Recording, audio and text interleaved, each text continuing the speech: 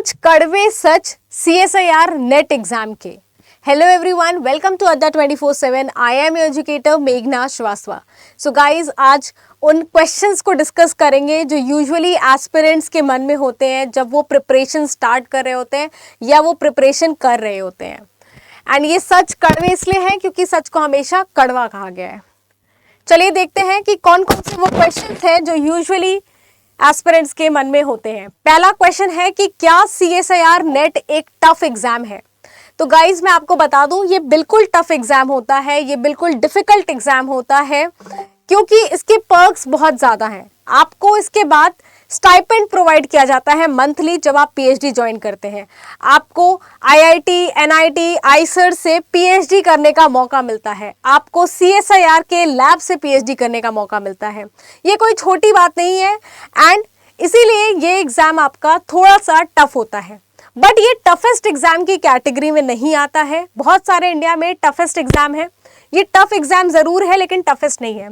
अगर आप सही से प्रिपरेशन कर रहे हैं, एक प्रॉपर स्ट्रैटेजी आप यूज़ कर रहे हैं एग्ज़ाम को क्वालिफाई करने के लिए, आप मेहनत कर रहे हैं, हार्ड वर्क कर रहे हैं, सिलेबस को समझ रहे हैं, अपने यूनिट्स कवर कर रहे हैं, तो आपको रियलाइज़ होगा जैसे जैसे आप यूनिट्स अपने कवर करते हैं, आप क्वेश्चन प्रैक्टिस करते हैं, आपको रियलाइज़ होता है कि ये एक ईजी एग्ज़ाम है, ये इतना भी टफ नहीं है।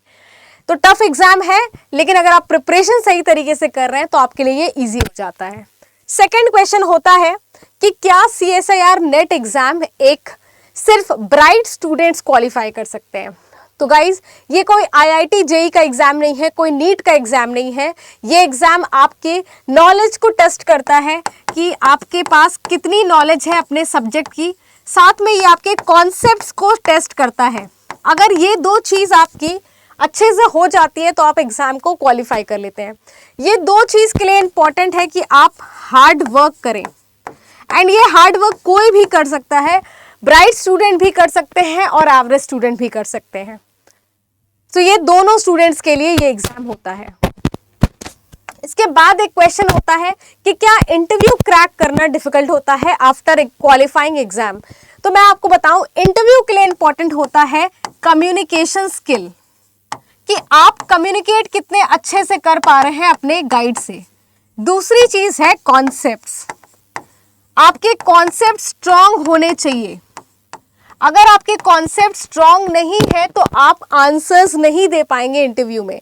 सो आपके गाइड को ये लगना चाहिए कि आप अगर उनके अंडर में PhD कर रहे हैं तो आप उनके रिसर्च को हेल्प करेंगे। सो इसीलिए इट्स वेरी इंपॉर्टेंट कि आपका कम्युनिकेशन स्किल अच्छा हो और कॉन्सेप्ट स्ट्रांग हो। अगर ये दो चीज़ स्ट्रांग होती है तो आप इंटरव्यू एक ही बार में क्रैक कर सकते हैं आफ्टर क्वालिफाइंग फॉर एग्जाम। इसके बाद क्वेश्चन होता है कि क्या CSIR नेट सिर्फ रेप्यूटेड यूनिवर्सिटी के स्टूडेंट्स ही क्वालिफाई कर सकते हैं? तो मैं आपको बताऊं कि यूजुअली जो रेप्यूटेड यूनिवर्सिटीज़ हैं, सेंट्रल यूनिवर्सिटीज़ हैं, उनका सिलेबस ऐसा डिज़ाइंड होता है जैसे CSIR का सिलेबस होता है। तो ऐसे स्टूडेंट्स को देखा जाता है कि उनको एक फ़ायदा होता है कि वो एग्ज़ाम इजीली क्वालिफाई कर सकते हैं। लेकिन अगर आप ऐसी यूनिवर्सिटी से हैं जिनका सिलेबस नहीं अच्छा था या CSIR के सिलेबस से मैच नहीं कर रहा था, तो उन स्टूडेंट्स के लिए इम्पॉर्टेंट होता है कि वो ज़ीरो से स्टार्ट करें। ज़ीरो से स्टार्ट करने का मतलब है कि सिलेबस को समझें, वहाँ से वो शुरू करें। जैसे जैसे वो सिलेबस को पढ़ना शुरू करते हैं, यूनिट्स कवर करना शुरू करते हैं, प्रैक्टिस करना शुरू करते हैं, अगेन ये एग्ज़ाम उन स्टूडेंट्स के लिए भी क्या हो जाता है, इक्वली ईजी हो जाता है सारे स्टूडेंट्स के लिए। तो ये कोई ज़रूरी नहीं है कि सिर्फ रेप्यूटेड यूनिवर्सिटीज़ के स्टूडेंट्स ही क्वालिफाई करते हैं, सारे यूनिवर्सिटी के स्टूडेंट्स क्वालिफाई करते हैं। इसके बाद एक क्वेश्चन पूछा जाता है, क्या CSIR नेट JRF एग्ज़ाम में नेगेटिव मार्किंग होती है? नेगेटिव मार्किंग होना सही है? मैं आपको बताऊं, दोनों बातें करेंगे कि नेगेटिव मार्किंग नहीं होती है तो क्या होता है और होती है तो क्या होता है। तो गाइज, अगर आपके एग्जाम में नेगेटिव मार्किंग नहीं होती है तो वहां पर जो कट ऑफ होता है वो बहुत ही हाई जाता है, बहुत हाई जाता है कट ऑफ, क्योंकि सारे स्टूडेंट्स जो है इजीली क्वेश्चन को कर रहे होते हैं, वहाँ कोई नेगेटिव मार्किंग नहीं है, कोई मार्क्स नहीं कटेगा। लेकिन जब एग्जाम में नेगेटिव मार्किंग होती है तो वहाँ आपको अपने गोल को अपने क्रैक करना इजी होता है। आपको पता होता है कि आपका गोल क्या है। जैसे CSIR में बहुत सारे सब्जेक्ट्स में अलग अलग कट ऑफ जाता है, लेकिन मोस्टली देखा गया है कि 110, 120 कुछ ऐसे ही कट ऑफ मार्क्स जाते हैं कि आपको 110 मार्क्स के ऊपर ले आना है या आपको 120 मार्क्स के ऊपर ले आना है। आपको ये बात क्लियर होती है, आपका गोल क्लियर है, आप उसी डायरेक्शन में पढ़ाई करते हैं, उसी तरीके से पढ़ाई करते हैं जहां आपको पता होता है कि भाई मार्क्स हमारा फिक्स्ड है कि इसके ऊपर ले आएंगे तो हमें JRF मिल जाएगा। ये कुछ अच्छी बातें हैं नेगेटिव मार्किंग की। आप अगर मेहनती स्टूडेंट्स हैं, अच्छे से मेहनत कर रहे हैं, तो आपके लिए ये एक पॉजिटिव पॉइंट है, नेगेटिव मार्किंग है पेपर में।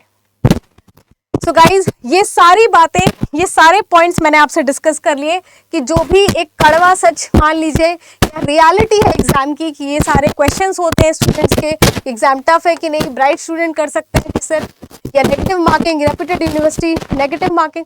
तो ये सारी बातें मैंने आपसे डिस्कस कर ली है। गाइज, आप अपनी प्रिपरेशन को एक्सेलरेट कर सकते हैं हमारे साथ।